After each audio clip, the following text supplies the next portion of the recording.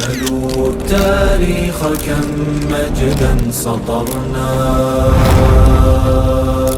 على صفحاته وبه تغنى. یک روز یکی از شاگردا انگلیسی میخوان، از امیرا میرفت لغات‌ها رو ضبط کرده. یک شخص دیگه که کتابای مولایی دو سه تا کتاب در زیر قولش میره مثل ما رو وری دیگه گد بعد گای طرف به خاطر درس خواندن. همین کسی که انگلیسی میخوان گفتی کتابا رو میخوانی صبح برو در مسجد ملا میشی، خود دیگه از تو چی جور میشه، تو رو نه کس به ریاست میمانه نه به دیگه و نه به دیگه، تو هم خمی کنی که یک نماز مردم میدی. این بچه میره هم عقیدهش دور خورد، این شما سر عقیده مردم کار بکنید، عقیدهش هم تو دور خورد. گفت حالا تو هم راست میگی، حالا هر ملا رو میبینید در مسجد است. خدا او وقت به علما آنقدر صلاحیت داده نشده بود مثل امارت اسلامی.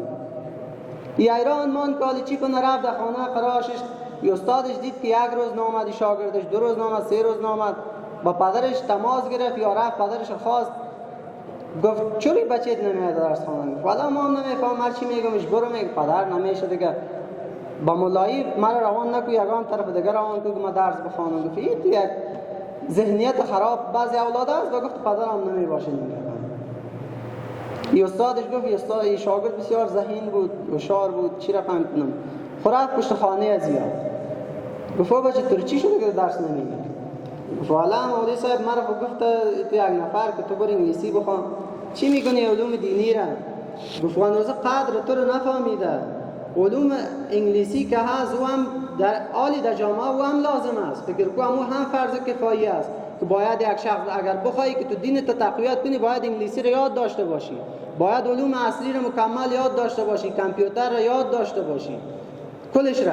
این استاد گفت بیا تو ایره گرفت از دستش برد، یک تا سنگ در جیبش بود، گفتم این سنگ بگی، این سنگ گرفت. گفت برو پیش از ترکاری فروش دیدی؟ گفت ها. گفت پیش از او برو بگو یک چارک زردک مره بده. باز زردک داد تو سنگ بتیش بجایش پیسه نتی. این شخص رفت زردک گرفت، وقتی که داده سخ زردک گرفت با برزی سنگ داد. نفر گفت مشم تو جاهل هستی ما رو جاهل خیال کنی، با سنگ کی میتایی زردک. خب بعد از این گفتش بیا تو پیشتر برو. پیشتر رفت که یک بنجاره است در پشت خود می باکس گرفته لوازم آرایشی و نمی چیزا رو میبره طرف. گفت با او ببرشه. با او که بردی سنگ که دید، گفت سنگ خب 50,000 قیمت داره، تو چی میخوایی، چی میگیری؟ خب کلا می باکس که متربت منوزم کمبود میکنم. گفت با نتیشه پس بیا. پس که آورد بردش پشت یک دکان زرگری. گفت تو ببر اوجا نشان بده چی میگه. اوجا که بردی سنگ نشانش داد، گفت سنگ تو 1 لک قیمت داره. پس آنی شاگرد خودش فهمید که هر قدر ما تلاش بکنیم، هر قدر در هر علمی که مهارت بیافیم، این مهم نیست که علم ریاضی باشه یا انگلیسی باشه یا هر چیزی که باشه. خود از ضمنش علم اسلامی، علوم اسلامی بالای ما و شما فرض است که باید عبادات خود بفهمیم. خود در ضمن از این باز دیگه علوم هم بالای ما و شما لازم است که باید دیگه علوم را هم یاد بگیریم. باز که بیرون برآمد گفت چی گپ شد؟ گفت والا این سنگ خدایی گفت 1 لک روپیه. گفت تا بالا به قدرت نمیفهمی، قدر زر پیشم زرگر است، هر کی قدر از این نمیدانه. گفت بیا که بریم. اینا برد پیشم کورسی که انگلیسی درس میداد. گفت استاد، گفت روزانه 2 ساعت مکلف است پیش تو میای، باید تا 2 سال آینده یا 1 سال آینده این پخته انگلیسی رو یاد بگیره. خود از ضمنش باید پیش ما هم بیاید درس بخونه.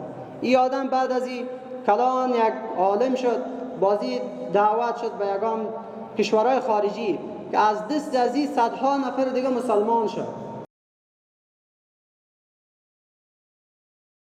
سلوا التاريخ كم مجدا سطرنا